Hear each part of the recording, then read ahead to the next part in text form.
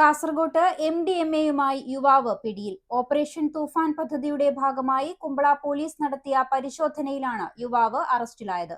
പുത്തികെ മുഗുറോഡ് സ്വദേശിയും നിലവിൽ മൊഗ്രാൽ പേരാലിൽ താമസക്കാരനുമായ S. അബ്ദുൾ ഷഹജാസ് ആണ് പിടിയിലായത്. ചൊവ്വാഴ്ച രാത്രി 10 മണിയോടെയായിരുന്നു സംഭവം.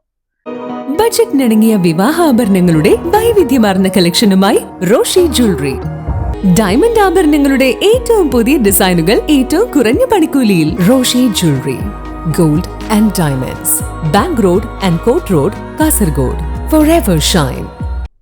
കാസർഗോഡ് ജില്ലയിൽ പോലീസ് നടപ്പിലാക്കി വരുന്ന ഓപ്പറേഷൻ തൂഫാൻ പദ്ധതിയുടെ ഭാഗമായാണ് കുമ്പളയിൽ ലഹരിവേട്ട നടന്നത്.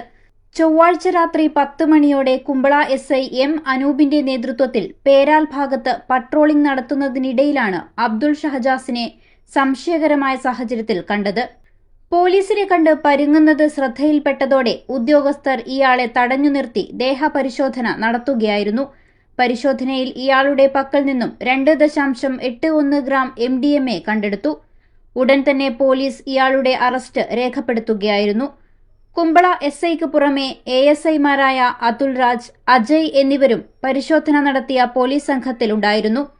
ലഹരി മാഫിയക്കെതിരെയുള്ള ഇത്തരം കർശന പരിശോധനകൾ വരും ദിവസങ്ങളിലും തുടരുമെന്ന് കുമ്പള പോലീസ് അറിയിച്ചു.